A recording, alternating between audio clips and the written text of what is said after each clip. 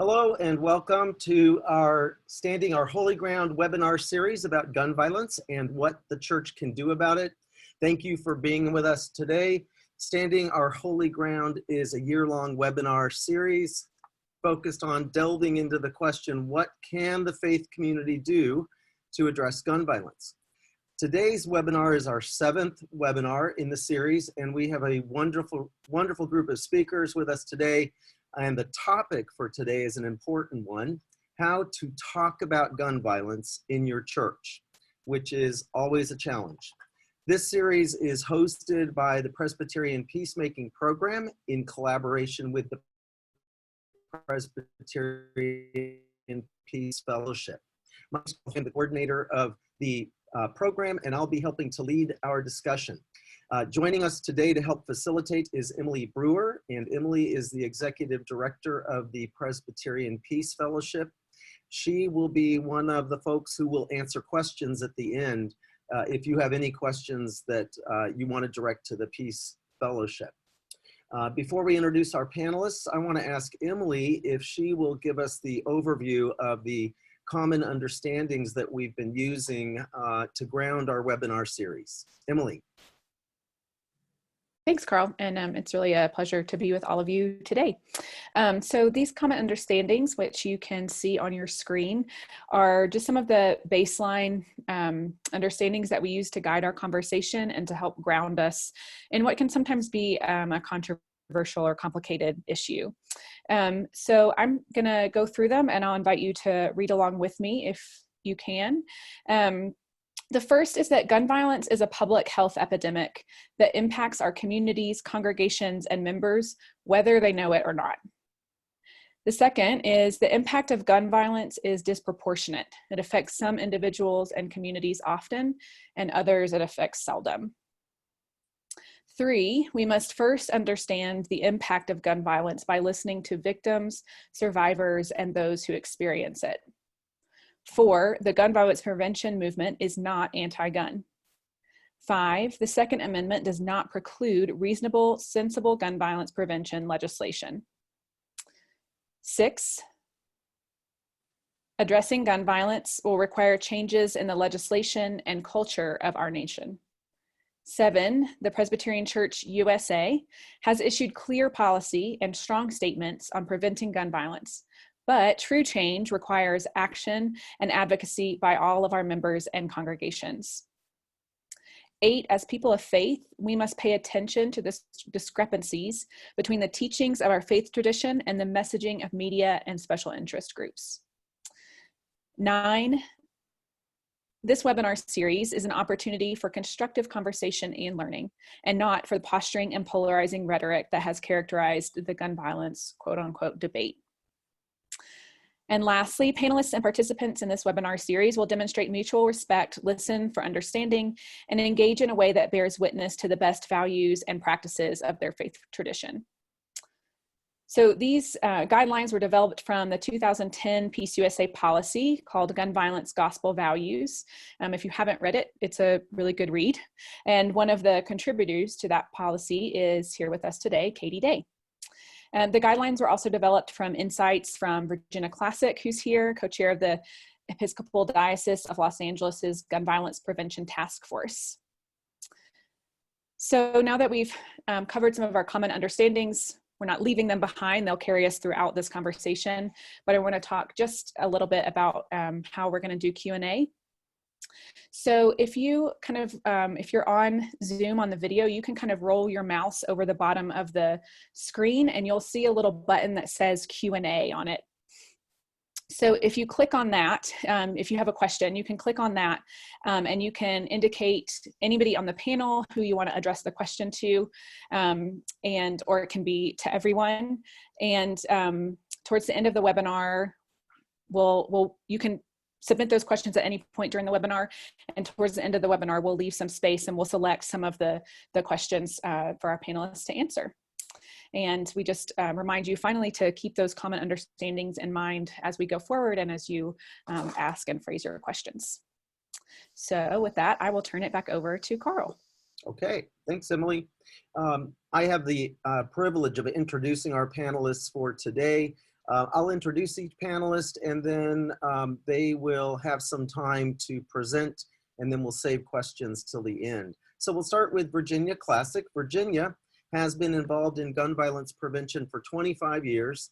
She served as the chair of the Gun Violence Prevention Task Force at All Saints Church in Pasadena, and currently co-chairs the Gun Violence Prevention Task Force of the Episcopal Diocese of Los Angeles.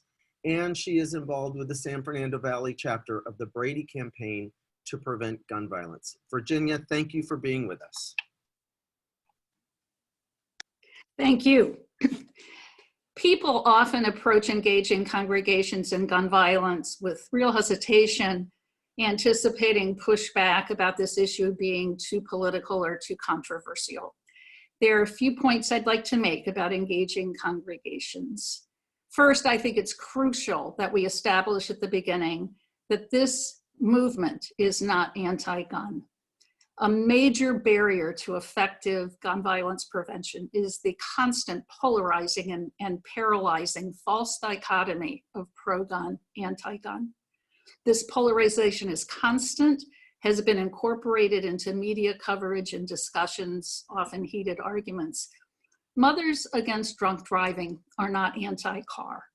It's an organization that works to prevent automobile deaths and injuries by preventing those who should not be driving from driving. I sometimes hear references to the importance of hearing both sides or having a debate.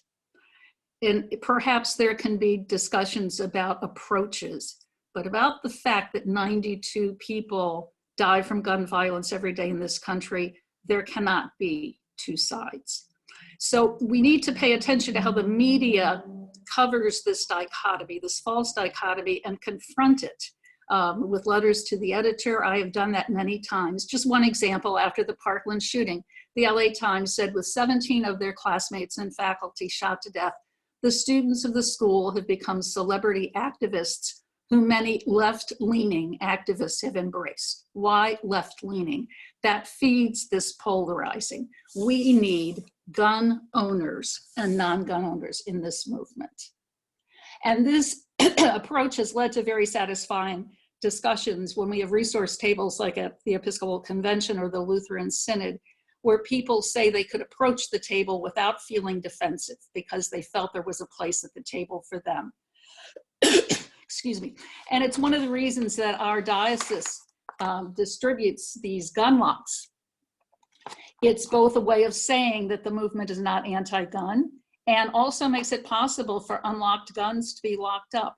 These are available for $2.09 when you buy them in quantities of 100 from the manufacturer. Think about that investment, that small investment of money, and they are always taken.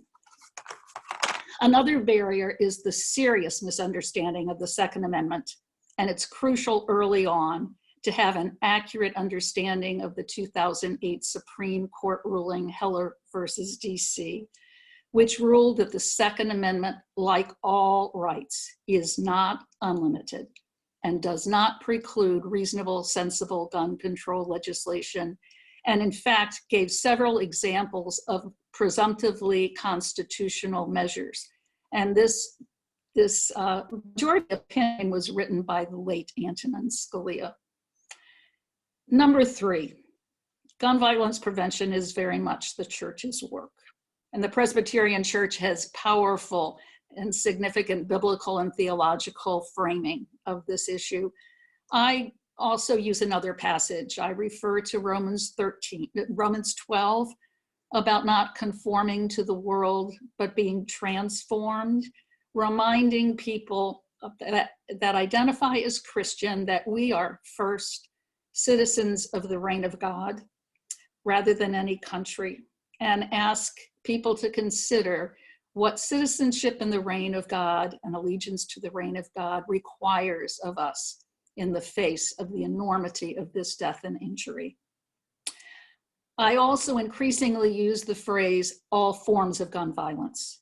The mental image of gun violence for many people is mass shootings, and that often precipitates an interest in getting involved, and then that fades. Looking at each form of gun violence and then the distinct prevention strategies helps faith communities focus its work, sustain the efforts, look at what they have capacity and interest in getting involved in. Strategies, for example, approaching gun suicides are very different from strategies to prevent school shootings or unintentional shootings, or guns used in domestic abuse situations. So we have developed a toolkit in the Diocese of Los Angeles that was available at our convention this year. It's also online. This is about 20 pages.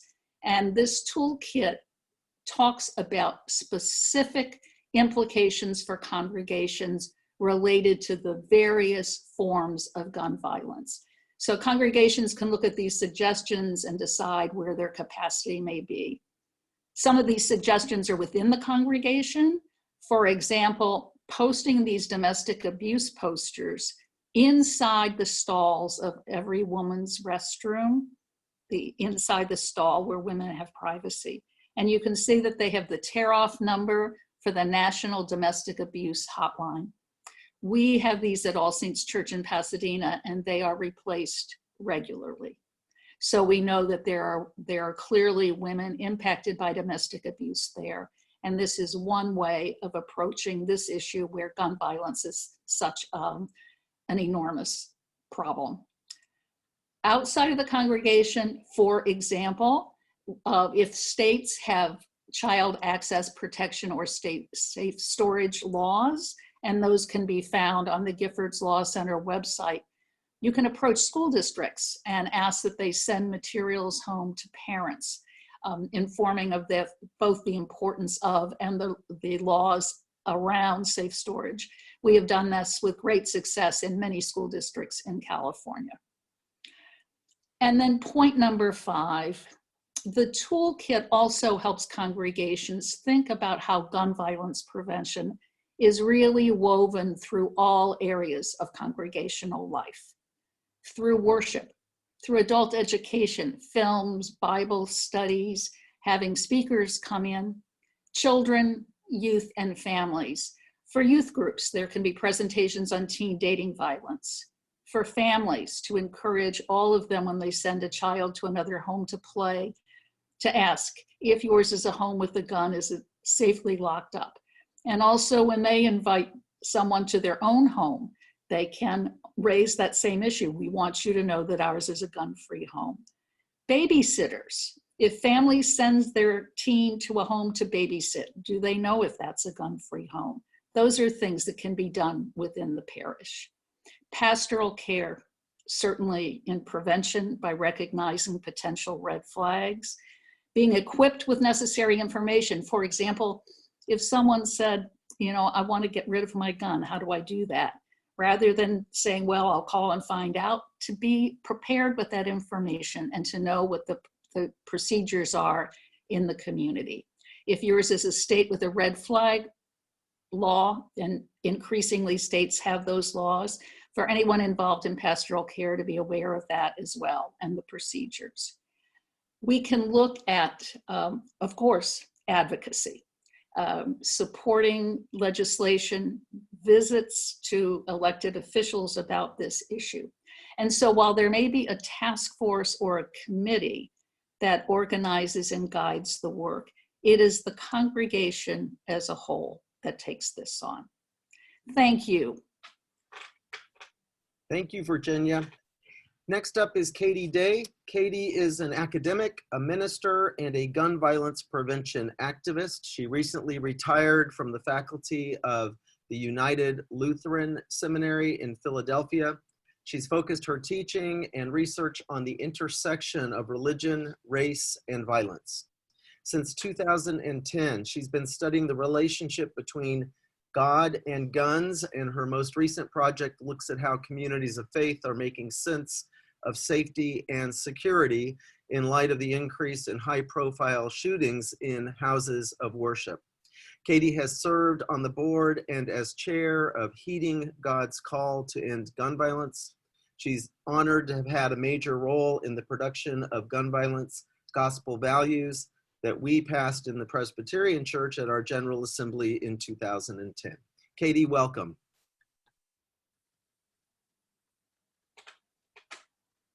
Thank you. First of all, I want to congratulate all of you who have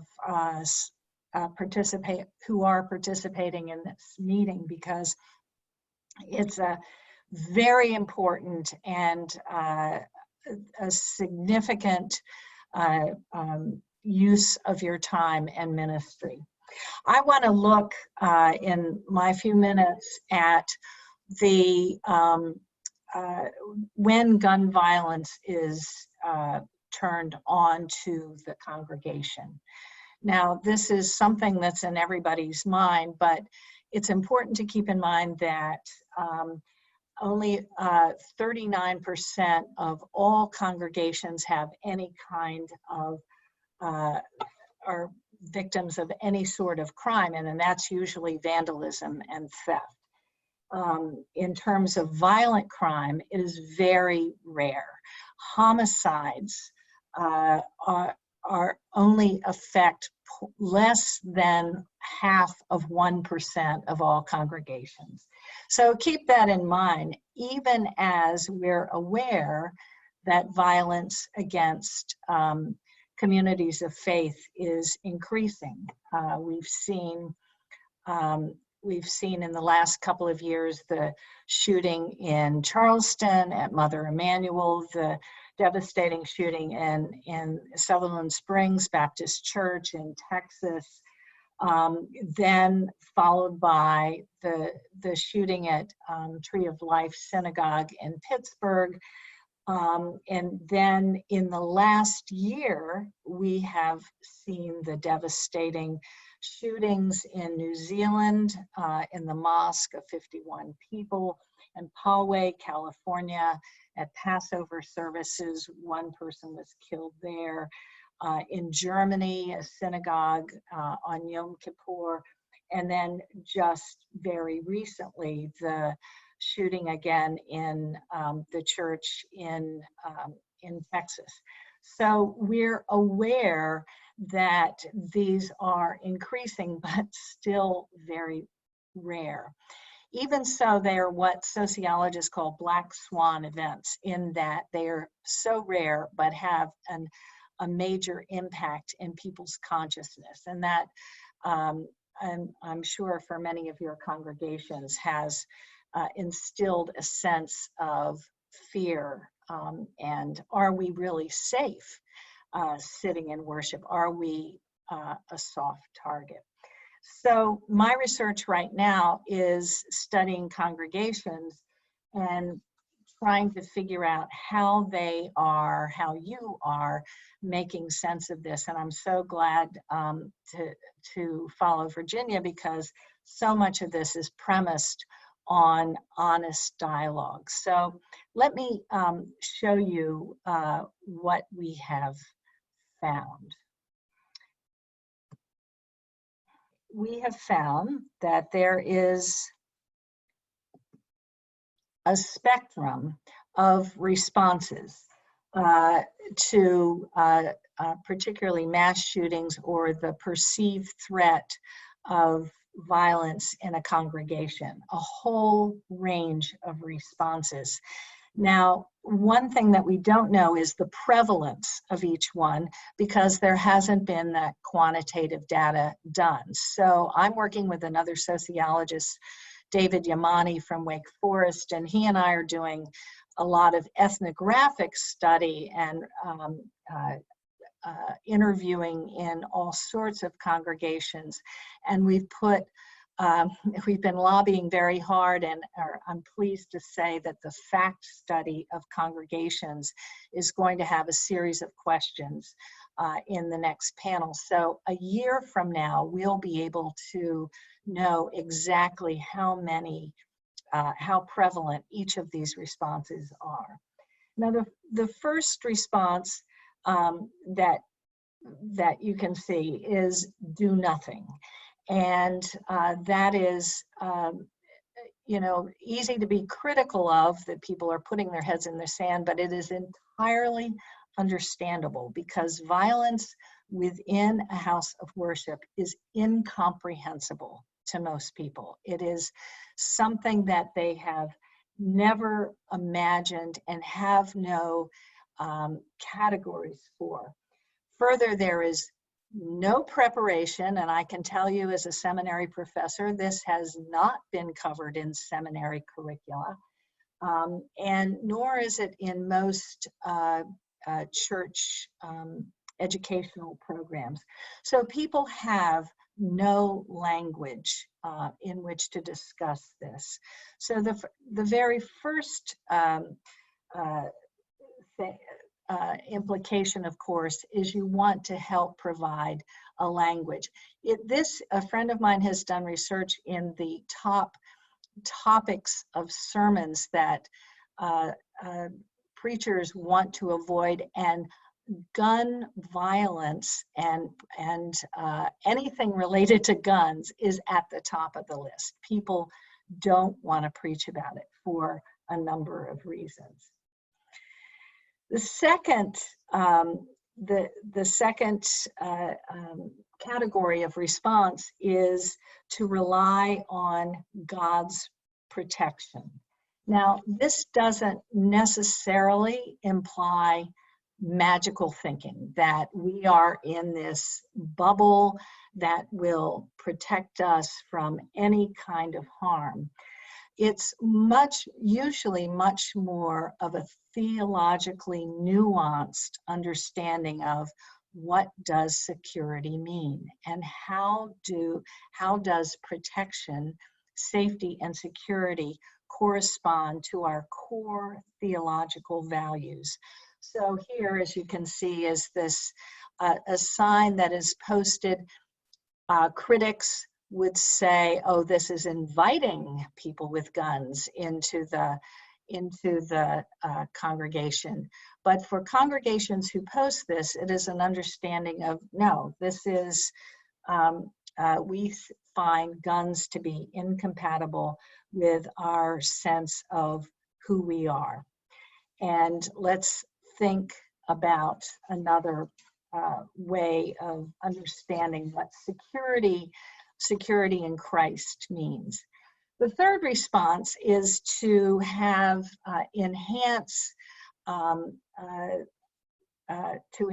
security measures in the church. That can be the church building. That can be as this a bank of cameras. It can be automatic locks. It can be videos, and these are an important trend that's happening. But of course, most congregations don't have a lot of resources to work with. But for those who have resources, it's, there's a lot of enhancement of surveillance and so forth. This is really comes often in conflict with our own commitments to hospitality and welcoming all. And how do we struggle with that when we're adopting a policy of locking the doors as soon as, for example, the service starts? The fourth response we're getting is a lot of churches are having these active shooter response trainings. And one question, local sheriffs, police, off-duty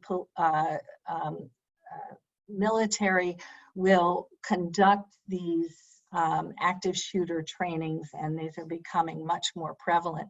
But I think a pastoral concern is, does this enhance congregation sense of security or of fear? And I think that's something that needs to be discussed in every congregation. The next is to allow or encourage concealed carry within the congregation by members. I interviewed a Presbyterian elder who, in a large, wealthy suburban church, who always had his weapon with him concealed. And I said, do you think other people in the congregation are carrying? And he said, well, I sure hope so. And so this is probably more prevalent than people think, and especially that clergy want to think. In Texas, there are only 2 states, I think, Louisiana and Nebraska, that have outright bans on carrying concealed weapons in houses of worship. In Texas, you have to post 2 signs such as these at every entrance, one for open carry and one for concealed carry, if you don't want people to carry their weapons. The next, the 6th response is, believe it or not, there are congregations that encourage and celebrate open carry. And this is not something that is brand new to the church, but as you can see, goes to our colonial past. But there are congregations in which members are encouraged to open carry. And again, congregations have to have a different theological frame in doing that than others will. And then finally, there's a growing industry in church security team training. And I would imagine that after the shooting recently in Texas, in which a church security team member was able to kill the shooter and presumably save lives, I would imagine that would be kind of rocket fuel for this industry. These are, I've attended some of these. These are private companies that do this, but also the government is offering these. And there are many resources that are out there. But all this is to say, and I'm sorry I'm going on because there's so much to say, that there are many options that congregations are pursuing right now. But at every turn, there is an opportunity, in fact, a need for dialogue around what are our theological commitments? What is the source of fear? How do we, as Christians, as people of faith, live in faith and not fear? How do we practice open hospitality? What do we mean by security? And how is this affecting our own worship life together? So I hope that if any of your congregations are on this journey and would be willing to share that process with me, that you would let me know. I would be very anxious to hear how your congregation is processing all of this. Thank you. Thank you, Katie. I had never seen the full armor church, never even conceived that. So thanks for bringing so much to our awareness. Sarah Logan is the pastor at First United Methodist Church in Miles City, Montana. Hello, Montana. Sarah writes Christian education curriculum, consults churches in transition, and she teaches on the issue of gun violence. She is the author of, and I should have asked her how she wants me to say this, but I'll say she is the author of GNS, a resource for generous dialogue about gun violence, an adaptable curriculum from the Peace USA designed to help campus pastors and chaplains engage college-age students on the topic of gun violence. Sarah, welcome. Thank you so much. And that's great pronunciation. I'll start by sharing a little bit about that resource. This came about a couple of years ago when campus pastors were repeatedly contacting the Presbyterian National Office in looking for help in how to have conversations around the topic of gun violence with their students, especially after campus shooting events or other news stories, and looking for something that was faith-based and had college students in mind. So I was commissioned by the Office of Christian Formation to create something. And I grew up in Littleton, Colorado. Gun violence touched my life as a teenager. And it's something I've done a lot of research and thinking about since that time. and I was able to bring my curriculum writing background into this project. So I'll share with you just a couple of elements from the start of this curriculum resource, and also just some reflections about what I have learned in teaching it in different contexts and different places across the country. It is written, as I mentioned, for college students in mind, but we've found that it's actually very adaptable for both younger and older audiences. I've taught the curriculum to high school students and to adult populations in several contexts. So I'll start with one reflection, I guess, from teaching on this topic, which has been mentioned so many times already, and that is that preparation for the conversation is almost as important as the conversation itself. I think we need to talk about why gun violence is so hard to talk about why our walls go up as soon as we hear the word gun, no matter what word comes after it, you know, whether it's safety or violence or control. We often have a very visceral reaction to that word, and we tune out after we hear the word.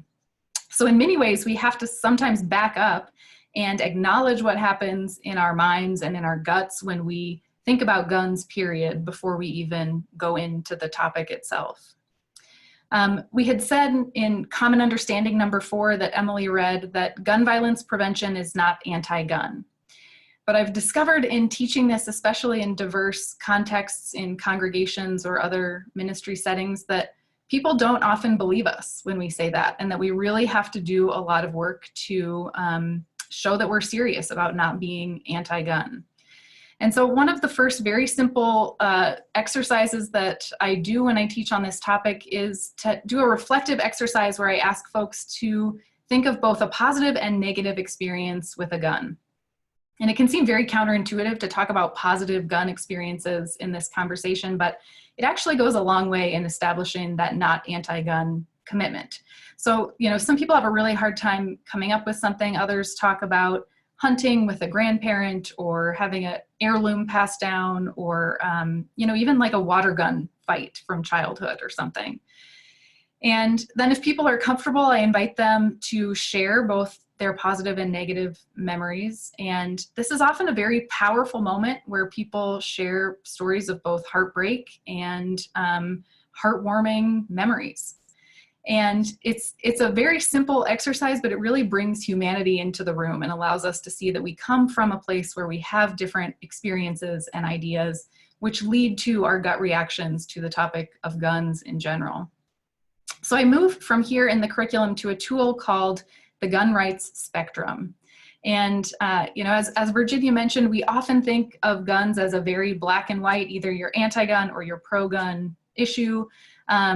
But really there's much more nuance to it. And this spectrum helps bring some of that out. So here we consider only a couple of elements of gun rights: who can have guns, what kind of guns, and with what sort of background check or training. And I won't read them all, but let you see here that essentially number 1 does not like any guns anywhere for any purpose. And number 7 is the other extreme. Everyone can have guns at all ages, pass them out at birth, no requirements or checks or anything. And then you'll see points in between with different types of people being allowed to have different types of gun with different levels of clearance. So I have people reflect on this spectrum and realize that nothing is always a perfect fit, that we always have different ideas about different elements of gun rights. And as I mentioned, these are only a few of those elements. There are many more. But the point of this is to help see some of that nuance and then to ask these questions. Where do you most identify? But more importantly, why? What are some factors from your life that have led you to be where you are on the spectrum? Has it ever changed? Has there been a point where an incident moved you from a 6 to a 2? Are most of your family and friends within the same 1 or 2 number radius of you?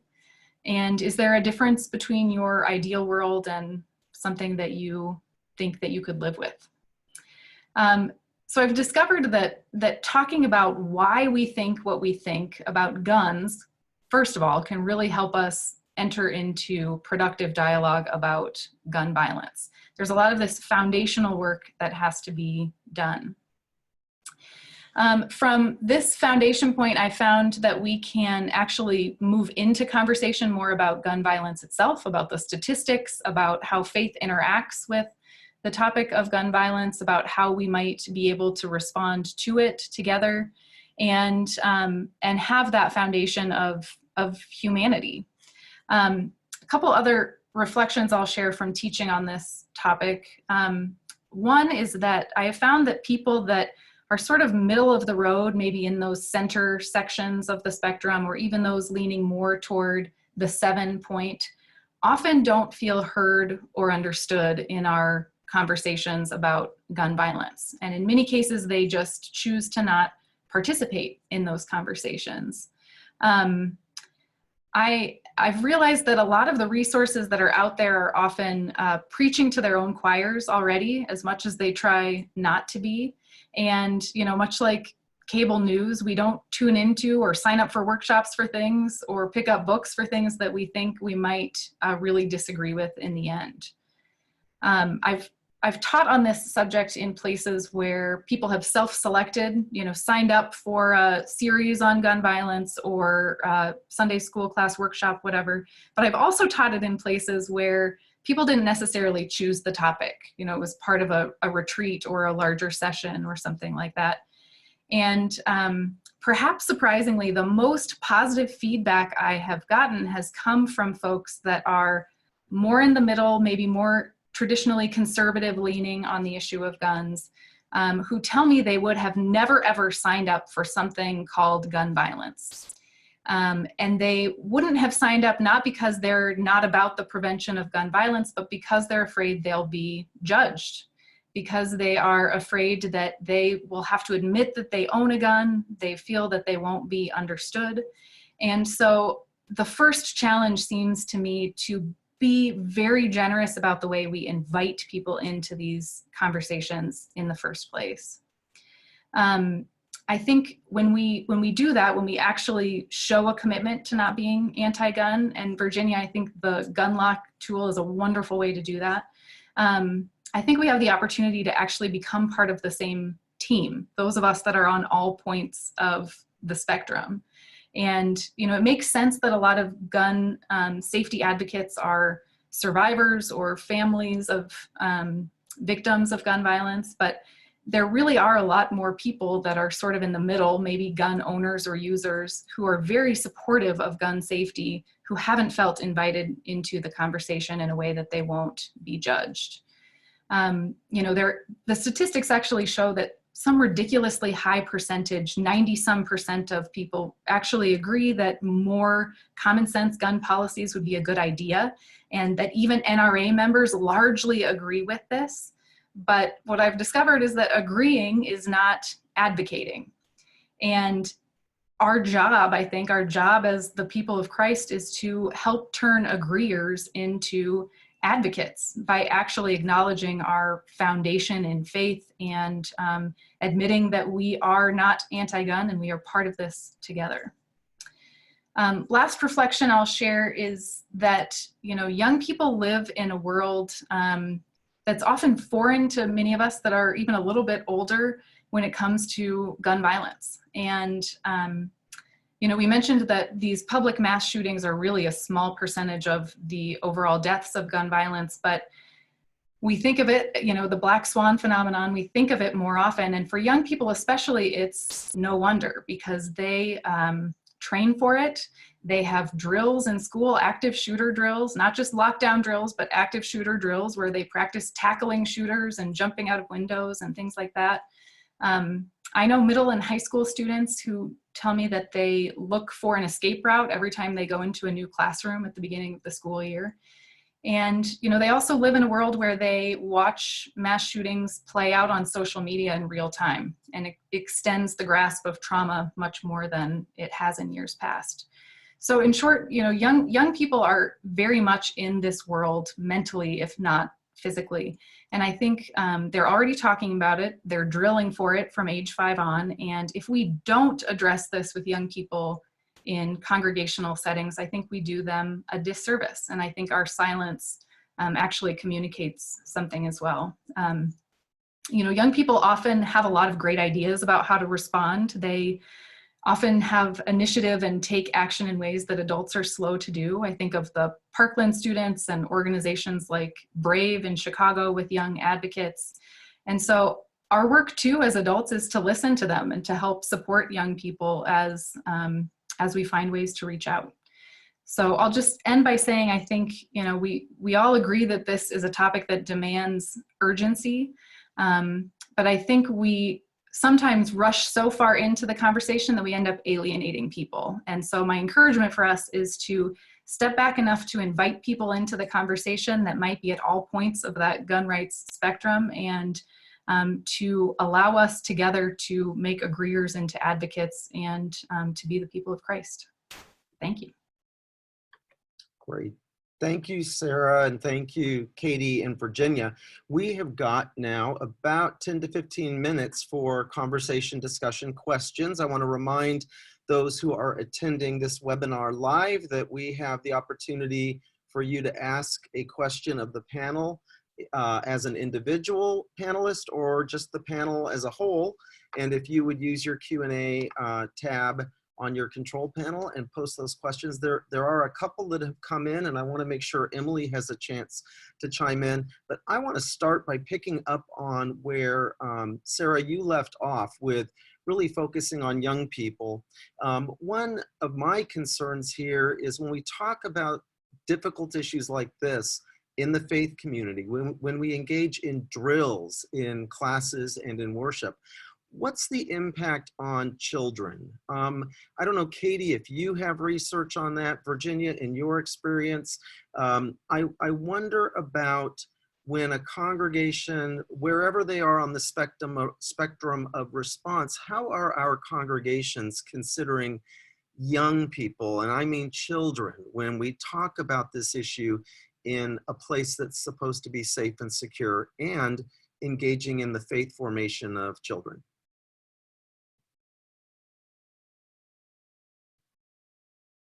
Anybody want to take that on? I mean, I'll say, yes, that's a great question and a constant struggle. And, we've certainly found, I've read studies about the effects of PTSD on kids just from the drilling components, in schools. Mm-hmm.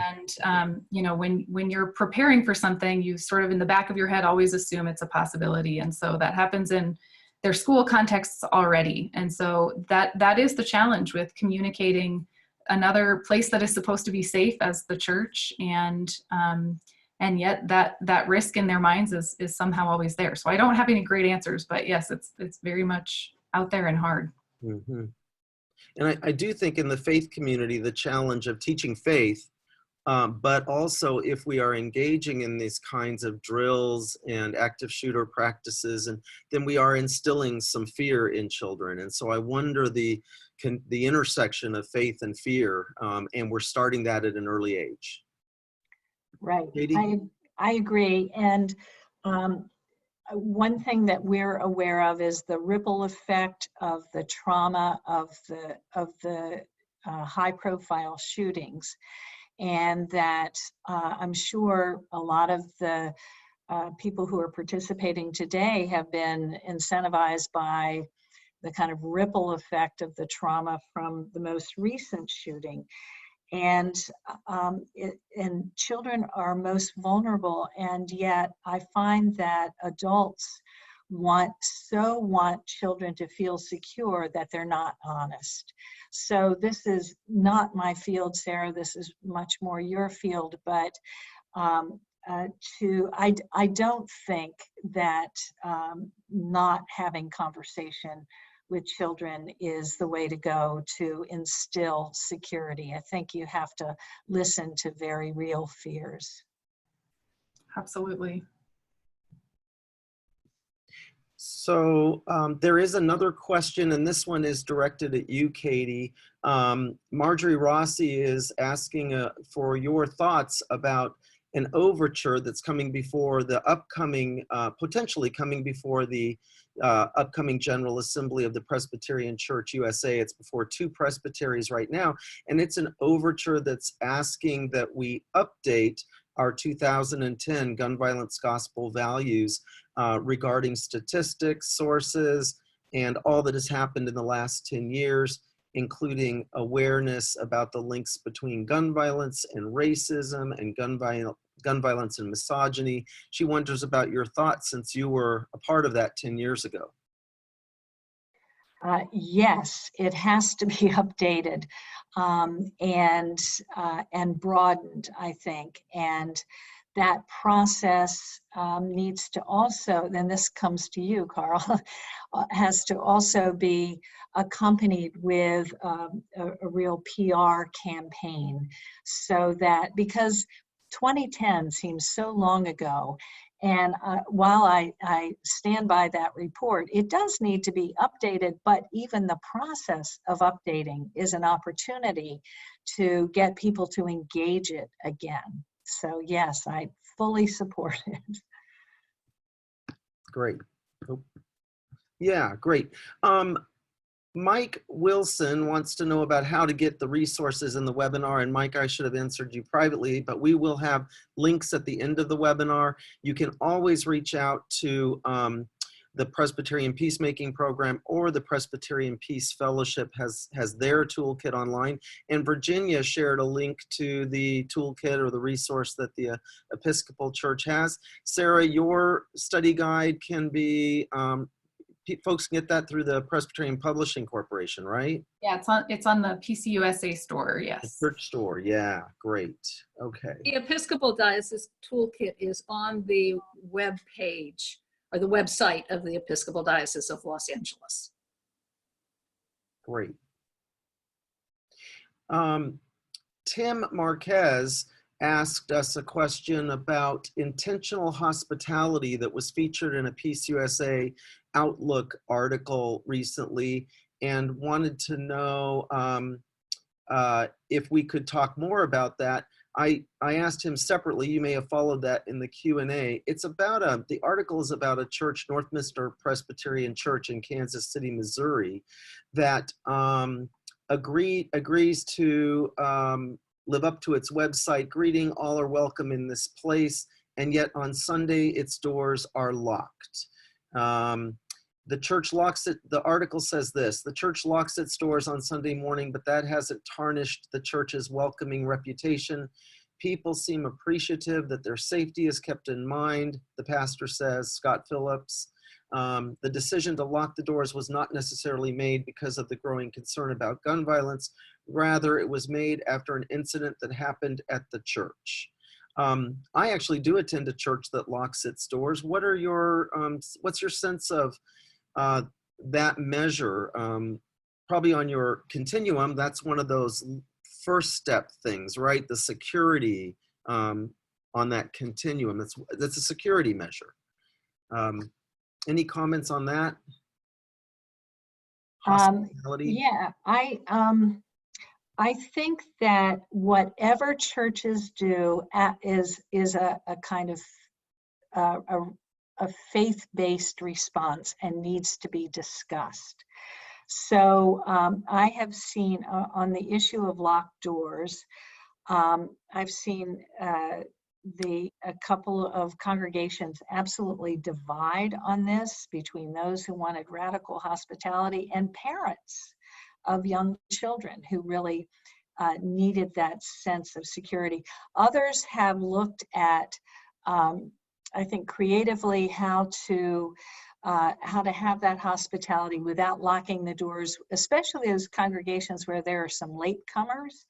So they have had, they'll have ushers standing outside or standing at the door, and other ways to monitor the flow in and out of the doors.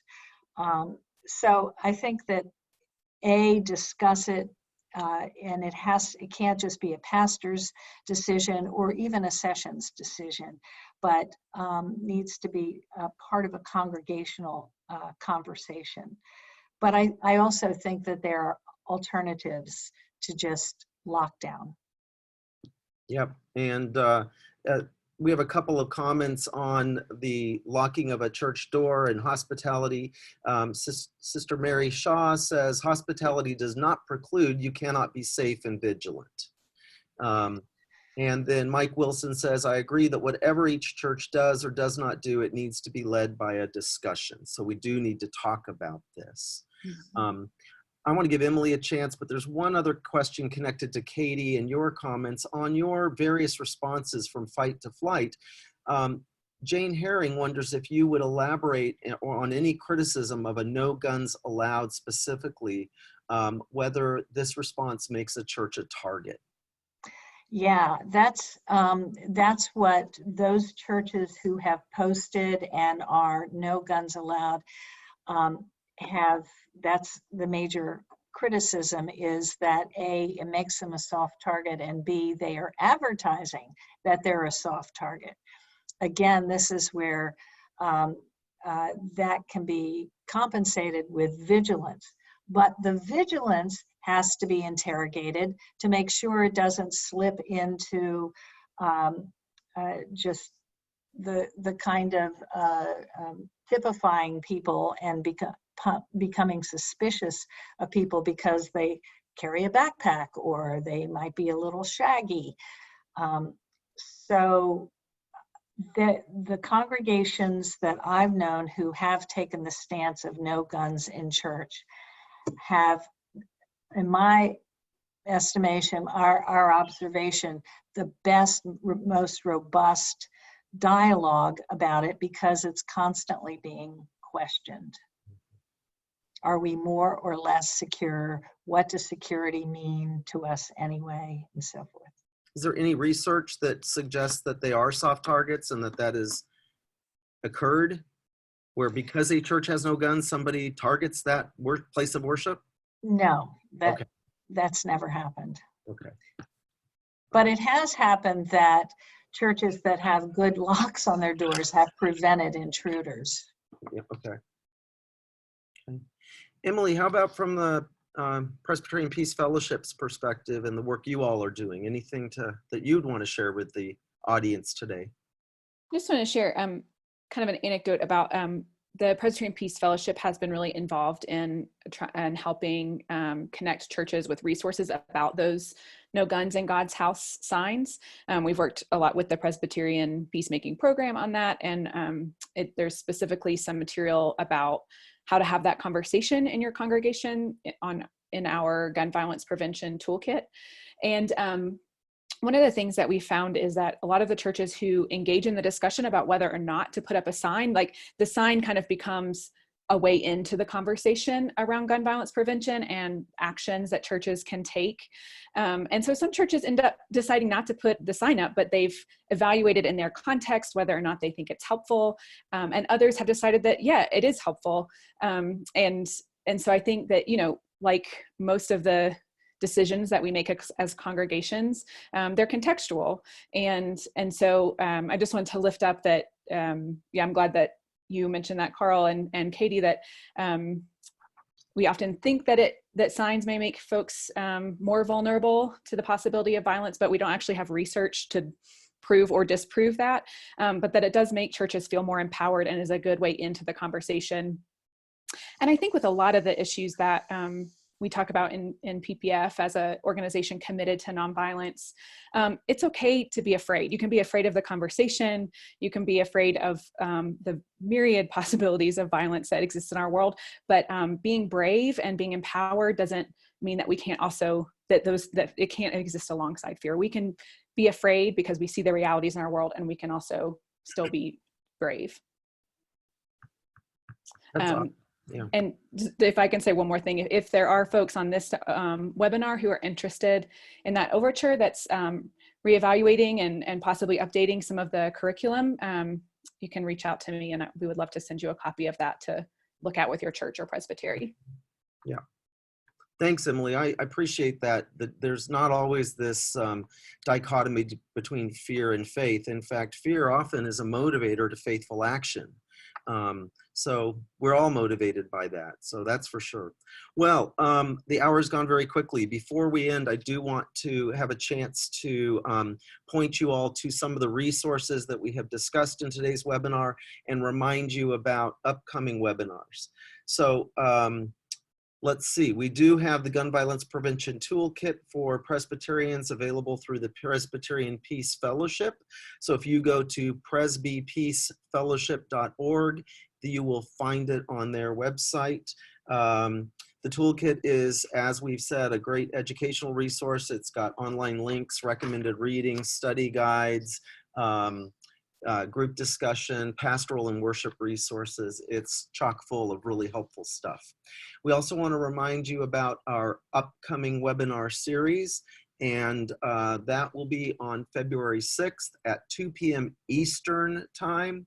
We'll be having a discussion with the director and the some of the those who appear in the documentary Behind the Bullet, which is a film that explores a side of gun violence that rarely gets talked about, the impact of a shooting that a shooting has on the shooter, him or herself.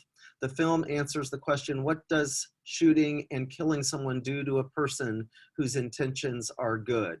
It also examines how taking a life forever changed 4 people emotionally, psychologically, and spiritually.